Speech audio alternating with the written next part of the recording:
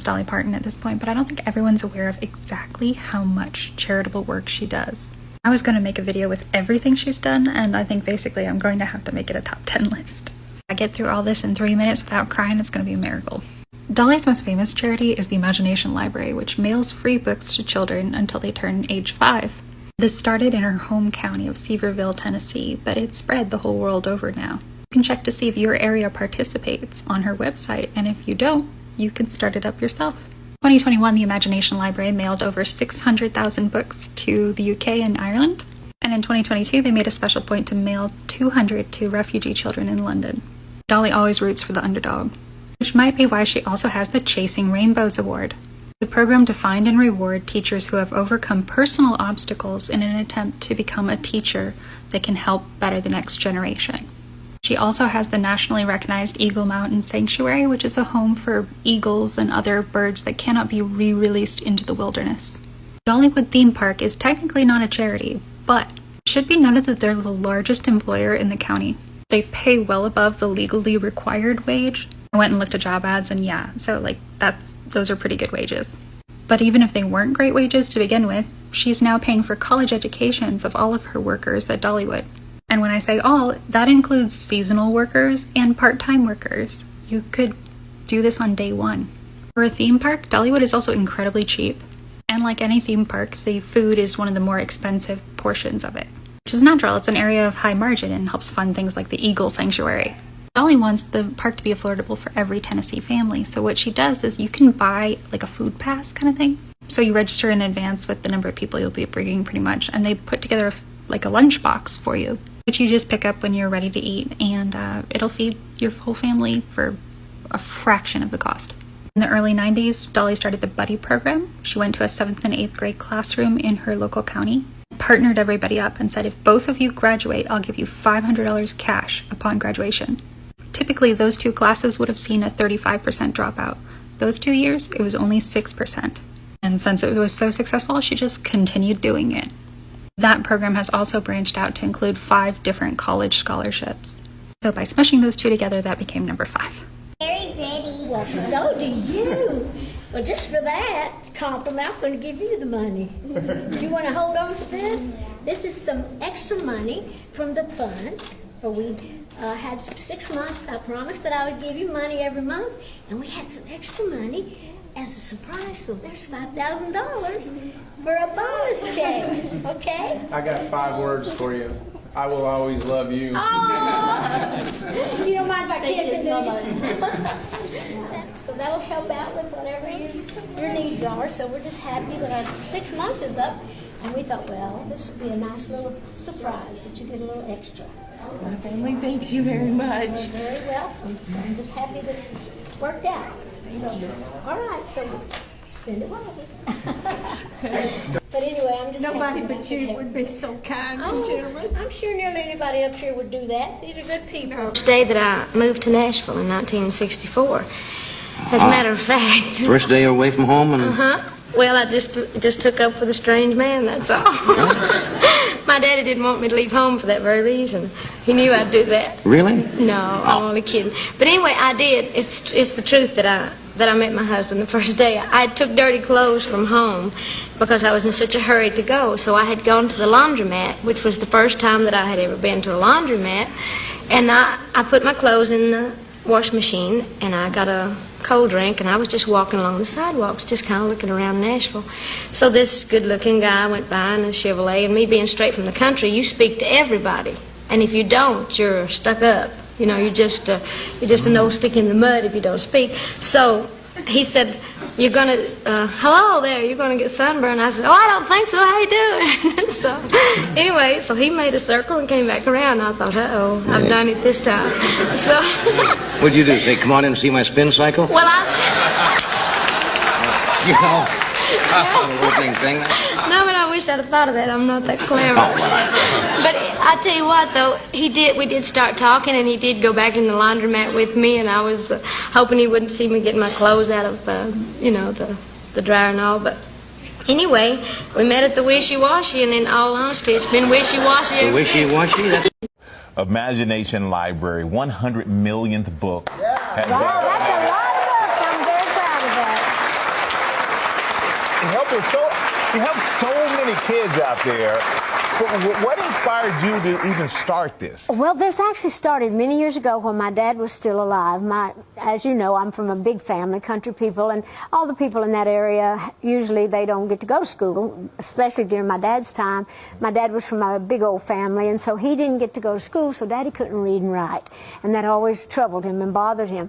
And so I wanted to do something special for him, so I got the idea to start this program and let my dad help me with it. And he got to live long enough to hear the kids call me the book lady, seeing it do good. So yesterday when I was at the Library of Congress, I donated the little book, Coat of Many Colors. It's going to be there forever. And that's a story about my mom, a true story from my childhood, the Coat of Many Colors, where she'd made a little coat for me and told me the story about Joseph from the Bible to make me proud of the little ragged coat. So yesterday when we put the book in the Library of Congress and that whole 100 millionth book, I really felt like Mom and Daddy was just up there looking down thinking, you go, you know, and so I felt really proud that I could honor Mama and Daddy with that whole thing yesterday. But the Imagination Library is a wonderful thing.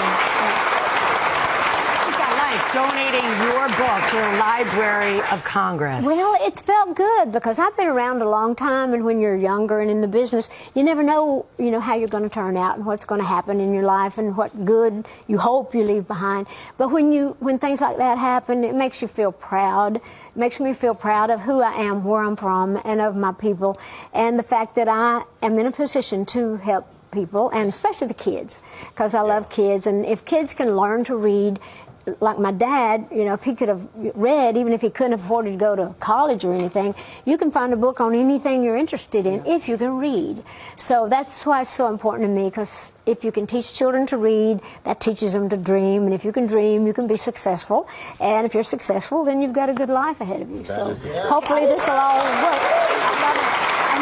Hi, Dolly. I'd like to know, how long does it take to do your hair? How would I know? I'm never there.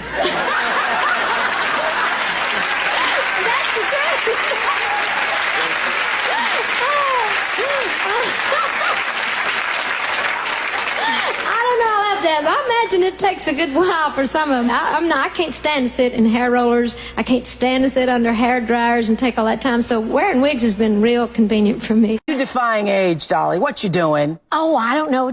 I'm a cartoon, so I just look the same all the time. It's the same thing. I just put mine on. So but you've been open about that. You have had some work done. Some tucks and pulls and yes, sucks. Yes, I have, and I'll have some more when I need them. Really?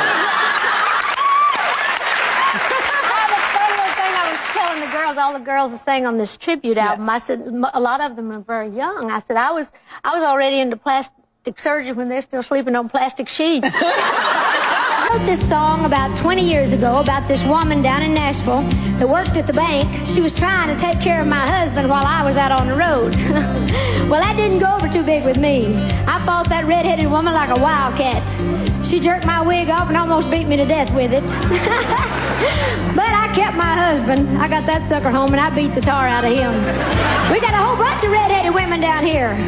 As a matter of fact, Jolene looked a whole lot like you red-headed hussy. Oh, so here we go with the pitiful story of Jolene. On the set, I would watch everybody because this was all about women in the workplace. And part of my deal with Jane Fonda, if I was in the movie, that I would get a chance to write the theme song.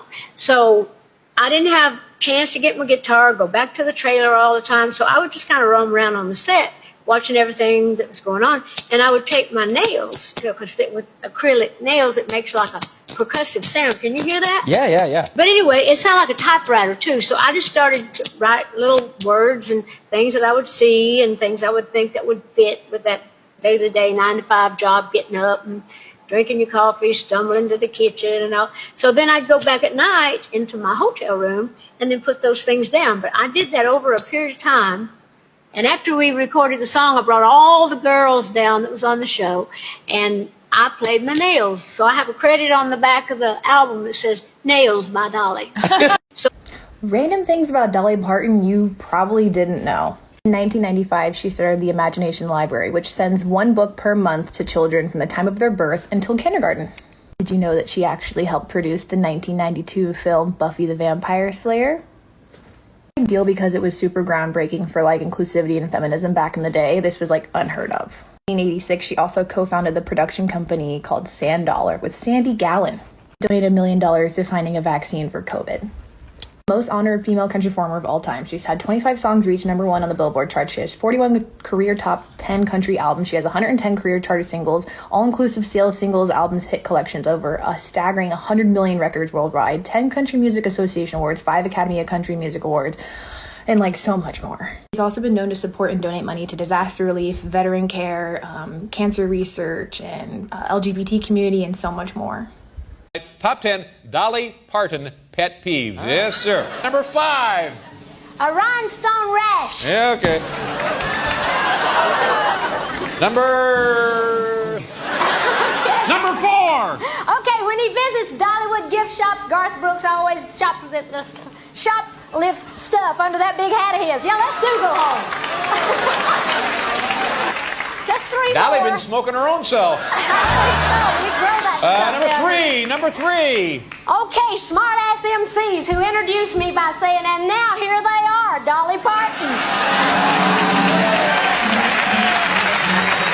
Number 2. When the Super Bowl is over, winner never says, hey, I'm going to Dollywood. That's right. And now, the number 1 Dolly Parton pet peeve. Nobody notices I've got a great ass, too. I loved making this video so much. I love Dolly Parton. I think she is amazing and love Dollywood. I love everything about her. She's great. And I'm so excited to make this video. I hope you enjoy it. A huge shout out to Leah. Thank you for the suggestion. If you guys have anybody you want to see a video made about, whether they be the best, like Dolly, or the worst, let me know in the comments below and I will do a deep dive. Guys, thanks so much for watching. I really appreciate it. And if you want to see more of my stuff, check out my Patreon, patreon.com/Real Housewives Recaps. Thanks so much for being here and have a wonderful day. Take care. Bye-bye.